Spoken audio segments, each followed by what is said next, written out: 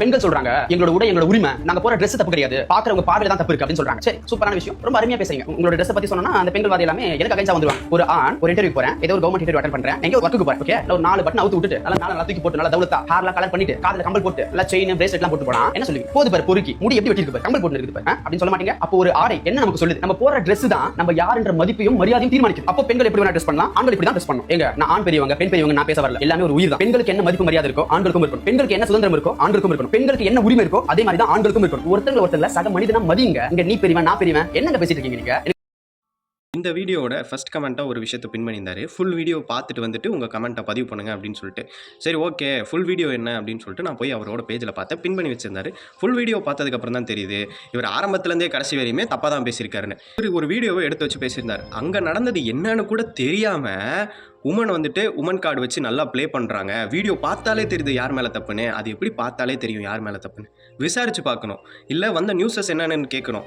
அதுக்கப்புறம் தான் யார் மேலே தப்புங்கிறத முடிவு பண்ணணும். ஆக்சுவலி அங்கே நடந்தது என்னென்னா, 2 உமன் ஓலா ஆட்டோ புக் பண்ணி போகிறாங்க. 350 காமிச்சிருக்கு. அந்த காசு கம்மியாக இருக்குன்னு இந்த ஆட்டோக்காரருக்கு தோணியிருக்கு. ஸோ உடனே மேப் ஆஃப் பண்ணி இவருக்கு தெரிஞ்ச ரூட்லலாம் ரேஷ் டிரைவிங் பண்ணி ஓட்டியிருக்காரு. உடனே இவங்க கேட்டிருக்காங்க, ஏன் இப்படி ரேஷ் டிரைவிங் பண்ணி ஓட்டுறீங்க, ஆட்டோ நிறுத்துங்க அப்படின்னு சொன்னதுக்கு ரொம்ப இவர் தான் ஃபஸ்ட்டு வாயை விட்டுருக்காரு. அதுக்கப்புறம் வந்துட்டு இறங்குங்க, நடு ரோட்டில் இறக்கி விட்டு போகிறேன், போடி வாடி அப்படி சம்திங் பேசியிருக்காரு, கெட்ட வார்த்தையிலையும் பேசியிருக்காரு.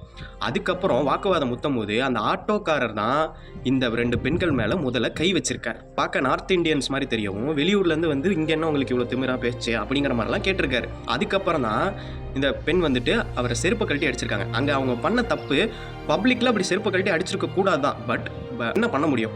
இவர் இப்படி சொல்கிறாருல்ல, உமன் கார்டு வச்சு நல்லா ப்ளே பண்ணுறாங்க. நாளைக்கு இதே இடத்துல உங்கள் வீட்டில் இருக்கிற ஒரு பெண் இருந்து அவங்க வந்துட்டு இந்த ஆட்டோக்காரர் மேலே தப்பு, இப்படி என் மேலே கை வச்சிட்டாங்க அப்படின்னு சொல்கிறாங்கன்னா, அங்கே நீங்கள் யார் மேலே தப்புன்னு உட்காந்து விசாரிச்சுக்கிட்டு இருப்பீங்களா, இல்லை அவனை இந்த மாதிரி அடிப்பீங்களா? நீங்களே பதில் சொல்லுங்கள். யார் மேலே தப்பு அப்படிங்கிறதே தெரியாமல் ஆண்கள்னா அவ்வளோ கேவலமாக போச்சா, உமன் கார்டு வச்சு ப்ளே பண்ணுறாங்க அப்படின்லாம் சொல்கிறீங்க. ஒரு ஆண் மேலே தப்பே இல்லாமல் ஒரு பெண் நடு ரோட்டில் ஆணை அடித்த விஷயங்களும் நடந்திருக்கு. அந்த மாதிரி விஷயத்தை எடுத்து வச்சு நீங்கள் இங்கே இந்த விஷயத்தை பேசியிருந்தீங்கன்னா ஓகே.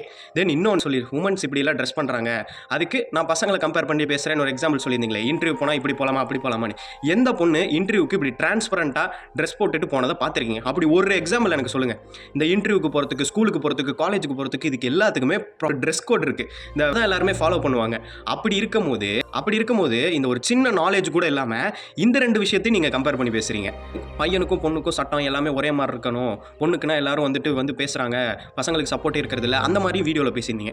இப்போது நீங்கள் வந்துட்டு ஒரு பையன் இப்படி ட்ரெஸ் போட்டு போனால் ரவுடி அது இதுன்னு சொல்கிறாங்கன்னா, இப்போது அதுக்கு தனியாக ஒரு வீடியோ பண்ணணும். அப்படி யாரையாவது ஒரு பையன் சொல்லியிருக்காங்களா, அதை எடுத்து வச்சு பேசணும். நான் பேசியிருக்கேன், இப்படி லுக்கை வச்சு ஜட்ஜ் பண்ணாதீங்க அப்படின்னு சொல்லிட்டு நான் பேசியிருக்கேன். அந்த மாதிரி தான் அதை வச்சு பேசணுமே தவிர, உமன் இப்படி ட்ரெஸ் பண்ணுறாங்க, பையன் இப்படி ட்ரெஸ் பண்ணுறான்னு இப்படி ஒரு 2 பேரை கம்பேர் பண்ணி பேசுறது இன்டைரக்ட்லி நீங்கள் வந்துட்டு உமன் மேலே இருக்க ஹேட்டை தான் காட்டிக்கிட்டு இருக்கீங்க இன்டைரக்டாக.